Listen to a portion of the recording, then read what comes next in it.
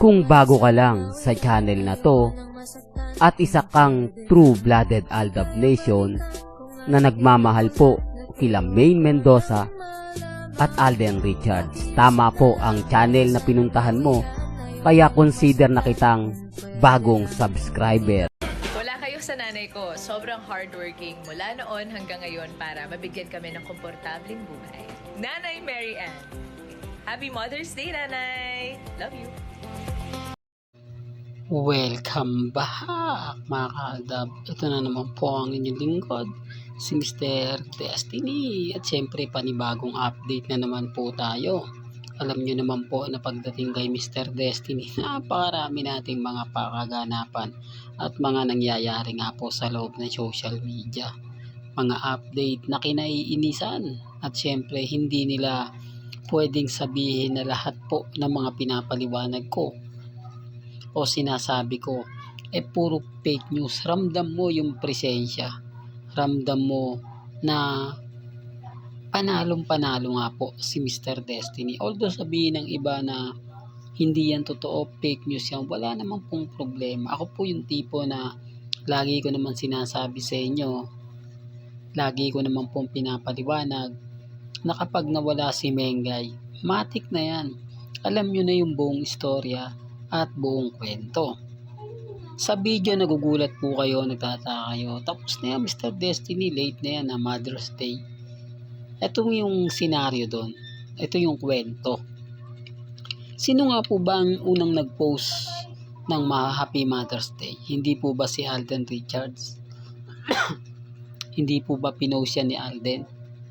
Na naalala niya na naman ang kanyang butihing ina? Bakit hindi sumabay si Maine? Bakit hindi siya agad nag-post? Bakit pinalipas niya muna ng isang araw? Ito yung pinapaliwanag ko kasi alam po nila na kapag ka dinikit na naman po, matik na yan eh. Di po ba? Kapag nag-post si Alden, may ganti si Maine na lagi na po nilang ginagawa yan. At syempre, madalas naman po talaga nagaganap at nangyayari. Taliwas lang po sa mga pahayag at komento ng iba. Kasi tayo lang naman po talaga yung pinaka-update na ganyan. Hindi naman po pwedeng kumbaga mag-react ang mga Alden fanatics kasi totoo naman po yung sinasabi ko eh. Di po ba? Totoo naman po yung pinapaliwanag ko. May mga bagay-bagay nga po na kumbaga may naririnig kayong hindi maganda, hindi kaaya-aya. Di po ba? Ang Alden fanatics hindi sa akin makapag-react yan. Maliban lang yung mga baguhan. Yung mga fans ng Kat din. Ayan, galit na galit sa akin yan. Pero yung mga datihan, yung Alden fanatics since 2015, hindi nila po pwedeng sabihin na mali si Mr. Destiny. Hindi nila po pwedeng questionin si Mr. Destiny. Kasi kami, napasama kami sa mga event, sa mga ganap ni Alden, sa Conchas Garden, sa Quezon City, Tagaytay. Lahat kami dyan nakiisa at sumuporta at lalo na po sa McDonald's Binyang ni Alden Richards at syempre sa Bulacan. Ito yung pagkakaiba ngayon sa sasabihin nila na ganito, sasabihin nilang ganun. Kaya nga po hindi ako affected.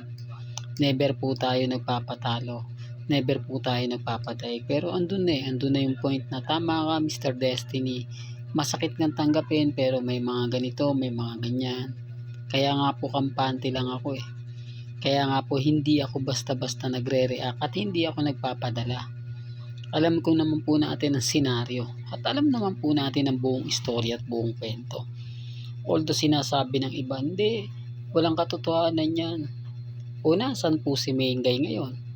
Bakit walang post, walang ganap, wala man lang pagpapakita na mga bagay-bagay na masasabi nila na hindi ganyan, wala po sila mailabas, walang maipakitang ebidensya at resibo ni hindi nga po sila mabati man lang ni Mengay.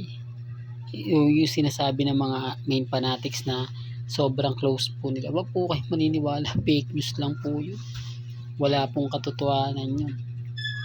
Ang importante mga kaaldab, maging kampante lang po kayo, maging matatag.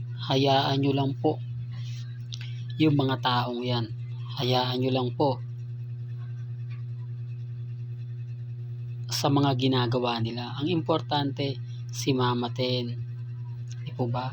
Si Alden Richards, si Maine Polkerson, Baby Teo, ang magkakasama. Umalis man po si Mengay, mga mala ninja moves yan. Normal na lang po sa kanya ang pag-alis na hindi po namamalayan. Ganun po kahusay. Sino nga po ba mentor ni Alden na sinasabing Boy Dulas? Di po ba mga ninja moves?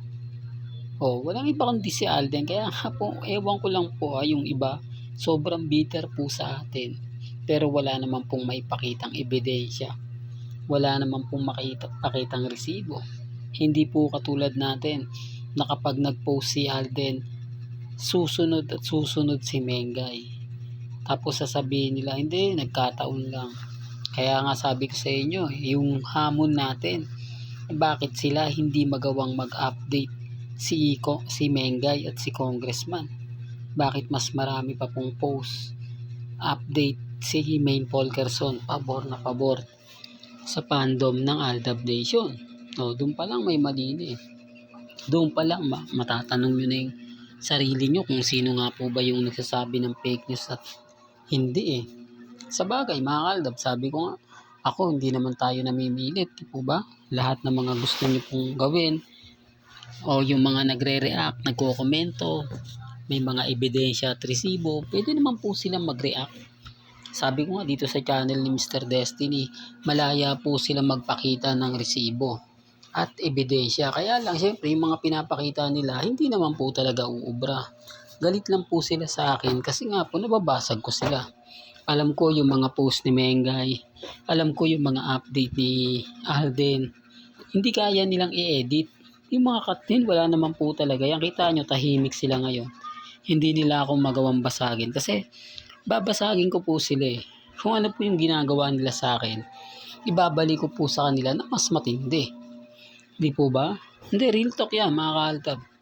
Kaya kita nyo pansinin nyo yung mga nangyayari ngayon sa social media. Sa Instagram, sa Twitter, sa Facebook.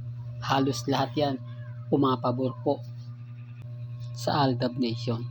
Totoo naman po eh.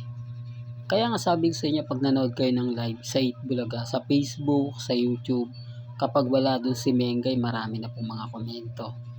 Marami na mga haka-haka po yung lumalabas. Kaya lang hindi nila mabash eh. Bakit? Legit lover cards yun. Kaya nga po yung movie ng Aldab kapag pinag-uusapan sa Itbulaga, marami pa rin pumapabor.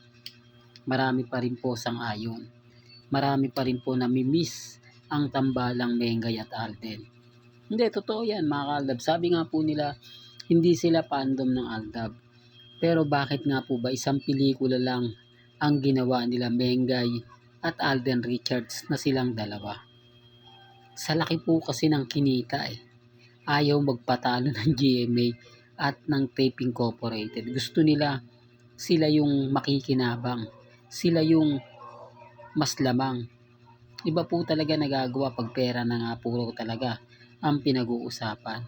Yung tipong dapat yung isa magpaubaya pero iba nangyari.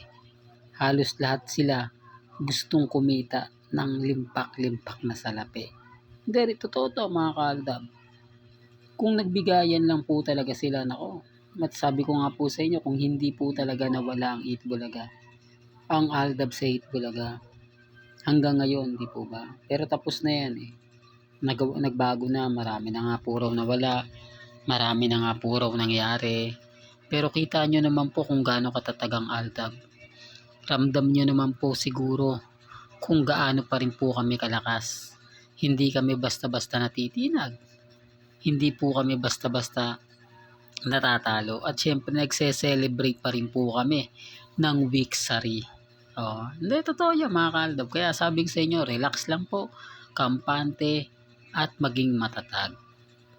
Hanggang dito na lang po ang ating latest updates. Kaya kung gusto nyo pa po ng pinaka-latest at sariwang update, abay tumutok lang po kayo dito po sa channel ni Mr. Destiny para updated po kayo sa mga bago at sa mga latest na i-upload po natin maya-maya lang.